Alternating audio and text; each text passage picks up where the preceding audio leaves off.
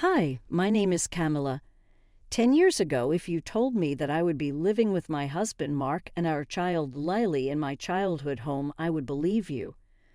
But I would laugh if you added that Mark's mom, Helen, would be my next-door neighbor and told me how much our lives would revolve around with her and Helen's weird squeamishness.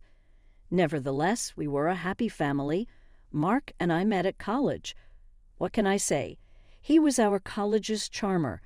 A bit off, but isn't everyone? We fell in love, got married, and after my parents passed away, we settled in my big family home. It was big enough for all three of us and our child Lily, who's 7 now. Not long after, Mark's mom, Helen, moved next door. That's when I discovered their weird trait. I remember one dinner that pretty much sums it all up. We were at Mark's cousin's place. Everything was going well until Helen found a hair in her salad. What happened next was unforgettable. "Is this a hair in my salad?" Helen shrieked, holding up the offending strand like it was a poisonous snake. The room fell silent. Everyone's eyes were on her. "Oh, Mom, just put it aside and eat the rest." Mark tried to calm her down, but it was like adding fuel to the fire. "Put it aside, Mark. How can you say that? This is unacceptable." Helen was nearly in tears, her voice rising in pitch. She stood up, grabbing her plate, and to everyone's shock, dumped it into the trash. Then she began tossing other dishes in, one after the other.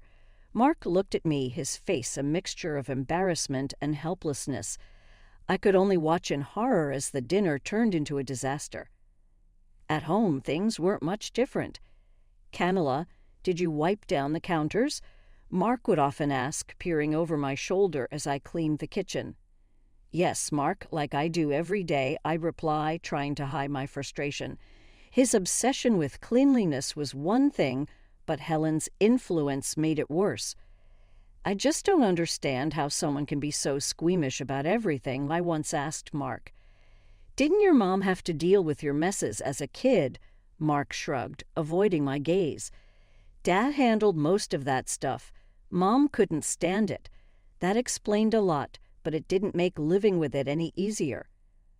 I tried my best to keep things clean and avoid any incidents, but walking on eggshells became a daily routine. Lily, bless her heart, tried to stay out of her grandma's way. She once whispered to me, "Mommy, why is Grandma always so mad about little things?" I hugged her tight, not really having an answer. Some people just see the world differently, sweetheart. Life with Mark and his mom, Helen, next door was like living on a strange, squeamish island. It wasn't just about keeping the house clean. It was about adhering to their peculiar standards of cleanliness and avoiding anything that might set them off. I remember one Saturday morning, I was in the kitchen trying to whip up some pancakes for Lily, and Mark was hovering around like a hawk. "Are you sure you washed your hands?" he asked for what seemed like the 10th time. "Yes, Mark, I did," I replied, flipping a pancake. "And yes, the spatula is clean, and yes, the pan was washed last night." He nodded, but I could tell he wasn't fully convinced. His eyes darted around the kitchen, looking for any sign of contamination. Lily, sitting at the table, crayons scattered around her, looked up. "Daddy, can you help me color this?" she asked, holding up a coloring book.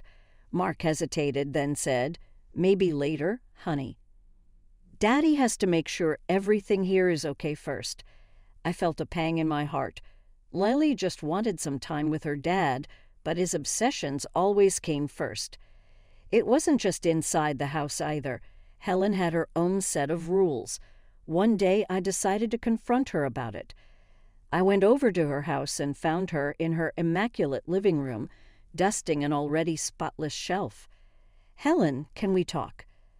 I asked, trying to keep my tone neutral. She looked up, her eyes narrowing slightly. "What it's about this fear of germs and dirt? Don't you think it's a bit excessive?"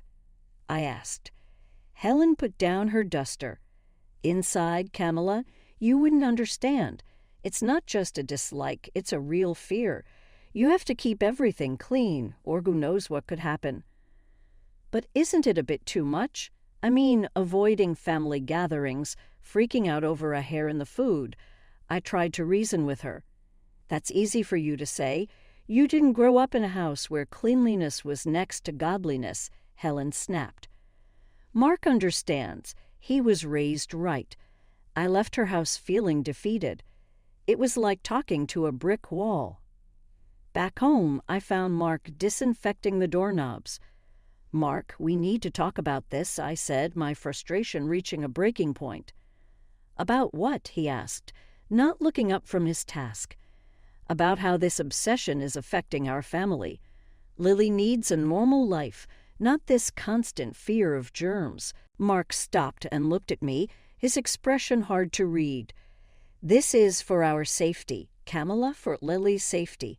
I don't want her getting sick because we weren't careful enough. But at what cost? Mark, she's afraid to even hug her grandmother, I argued. He didn't have an answer to that. He just went back to his cleaning, leaving me standing there, feeling more alone than ever. I knew something had to change, but I didn't know how to make it happen. I just hoped that someday Mark and Helen would see that there was more to life than living in fear of a little dirt. As days turned into weeks, I watched Lily grow more and more reserved, especially around her grandma Helen. It wasn't just the usual shyness some kids have around their grandparents. This was fear, plain and simple. Fear of doing something wrong, something that would upset her grandma's rigid sense of order. One evening, while I was tucking Lily into bed, she looked up at me with her big, worried eyes. "Mommy, why doesn't Grandma like me?" she asked, her voice barely above a whisper. I was taken aback. "Lily, Grandma loves you. She has her own way of showing it," I said, trying to comfort her. "But she always looks so mad, and she never hugs me." Lily's voice trembled. I hugged her tightly. "I know, sweetie. Grandma has a hard time with messes and germs. It's not about you, I promise." Lily nodded, but I could tell she didn't fully understand. How could she? Helen's behavior was hard enough for me to grasp, let alone a 7-year-old. The next day, I decided to have a gentle talk with Helen.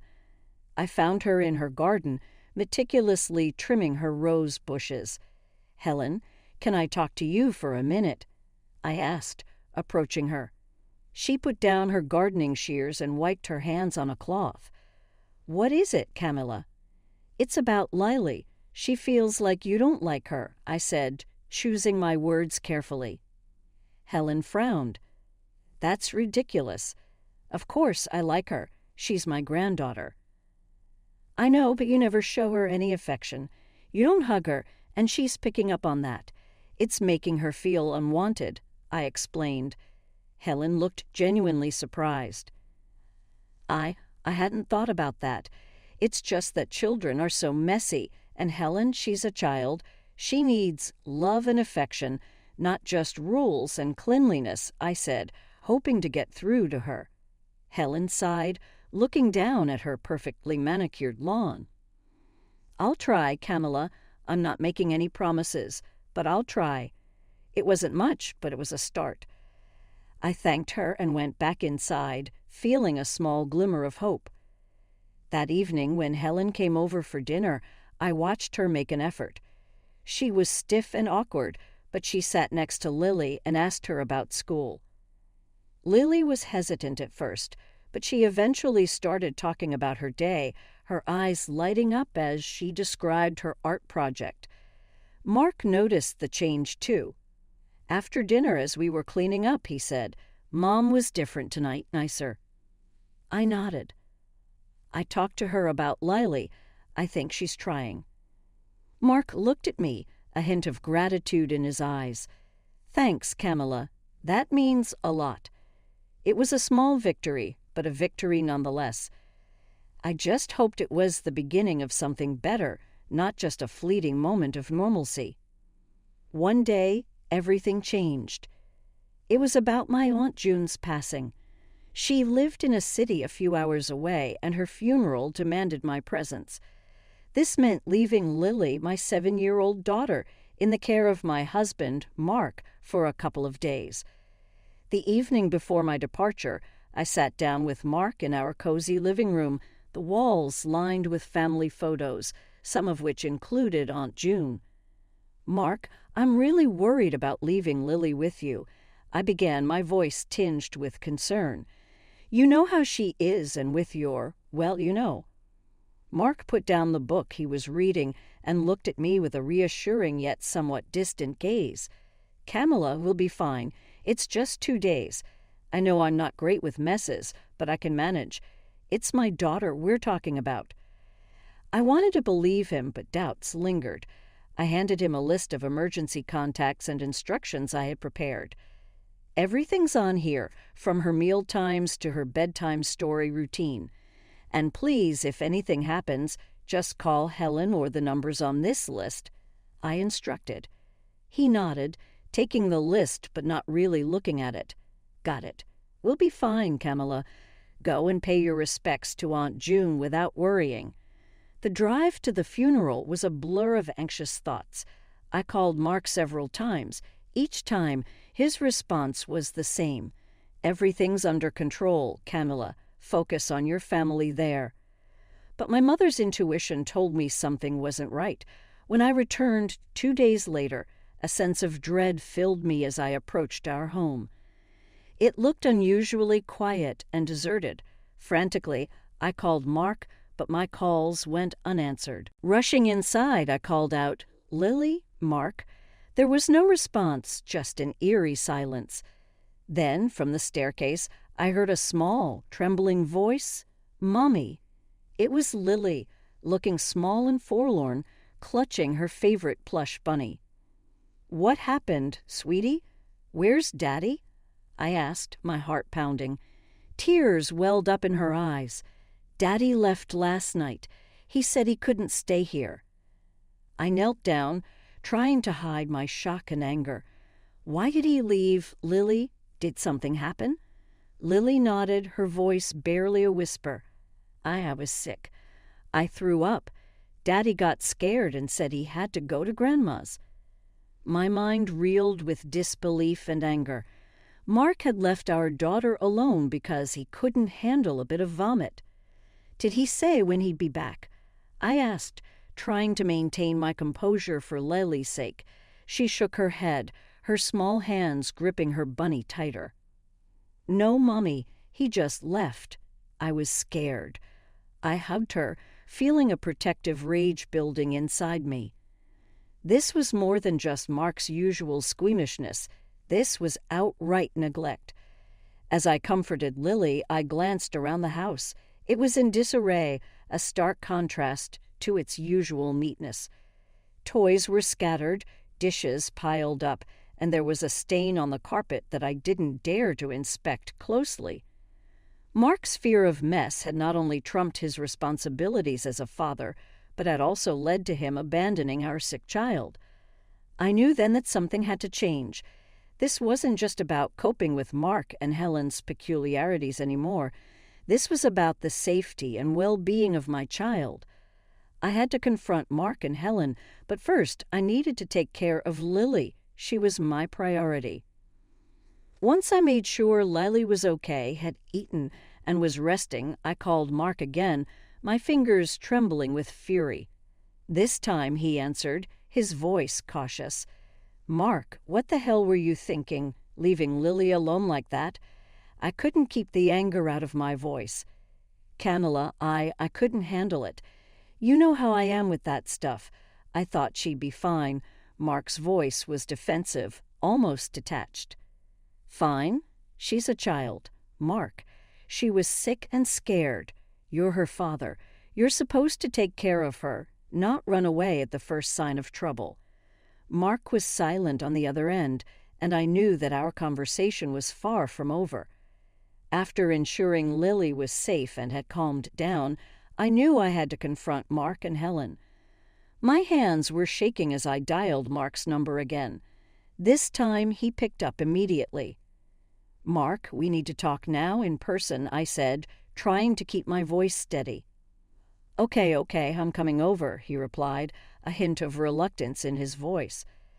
I paced around the living room, waiting. When Mark arrived, he wasn't alone. Helen was with him. They stood at the doorstep, neither making a move to come in. The sight of them standing there, so unaffected, fueled my anger. "What you did, leaving Lily alone when she was sick, is inexcusable, Mark. How could you?" I started, my voice rising. Mark shifted uncomfortably. "I told you I couldn't handle it. I didn't think it was a big deal. She's 7, not a baby." "Not a big deal?" She was terrified, Mark. Alone in this big house. Anything could have happened. I couldn't believe his casual dismissal. Helen chimed in, her tone defensive. "Camilla, he did what he thought was best. He's not good with sickness, you know this." "That's not an excuse, Helen. He's her father. It's his responsibility to take care of her, no matter what," I shot back, my gaze fixed on Mark. Mark looked away, unable to meet my eyes. I panicked. "I'm sorry, okay?" "Sorry doesn't cut it, Mark. This is about our daughter's safety, and you, Helen, encouraging this behavior. It's harmful, not just annoying," I said, my frustration boiling over. Helen's face hardened. "We've always been this way. It's not our fault you don't understand." Understanding dawned on me then. This wasn't just about cleanliness or a simple fear of germs. This was deeper, more ingrained, and it was affecting Lily. "I understand more than you think.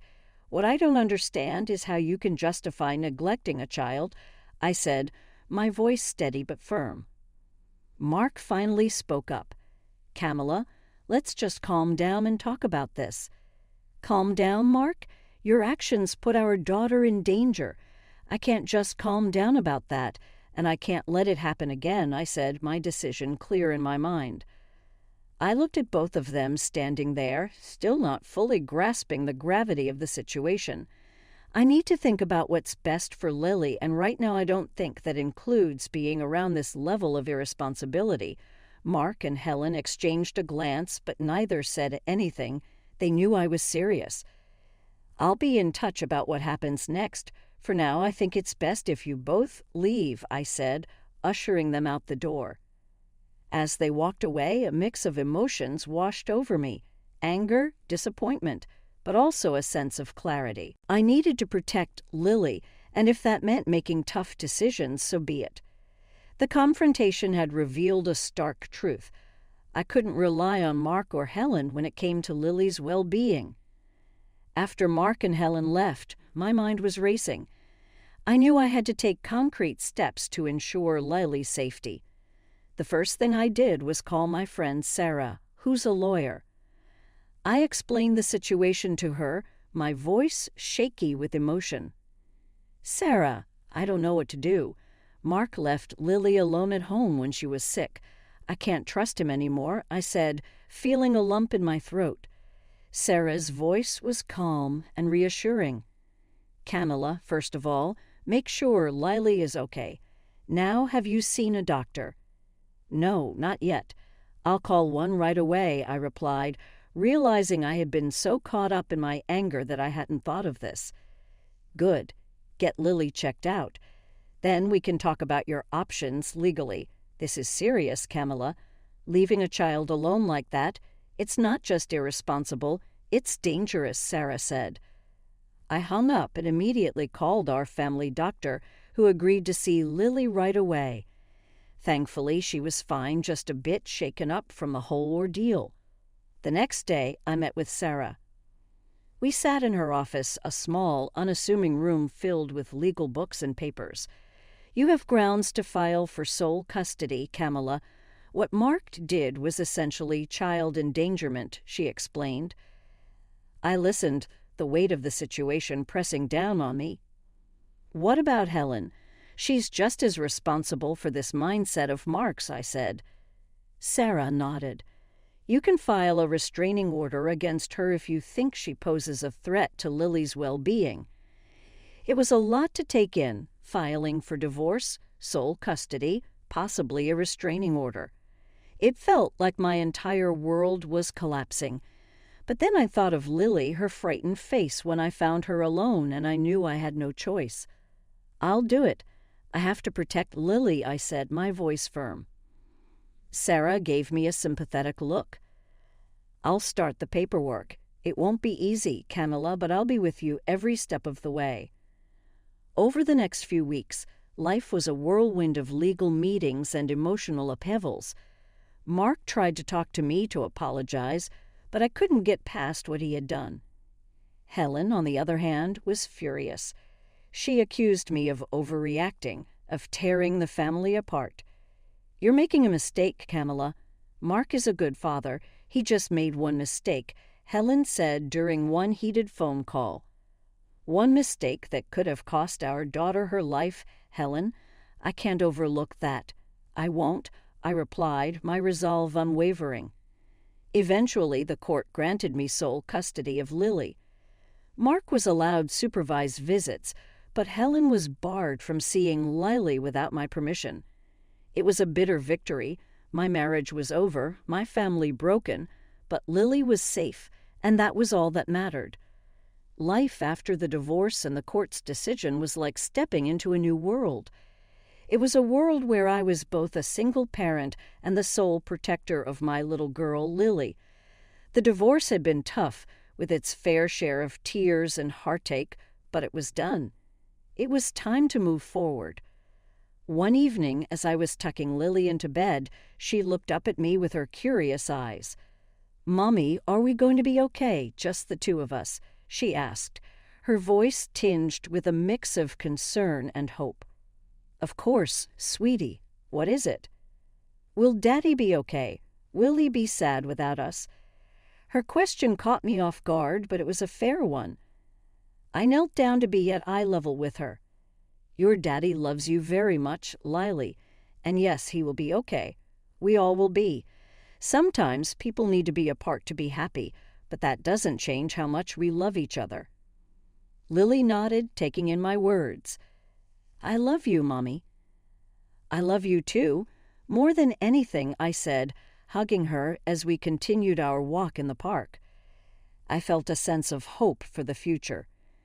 There would be challenges, of course, but I was ready to face them. This was our new beginning, a chance to build a life filled with love, laughter, and happiness.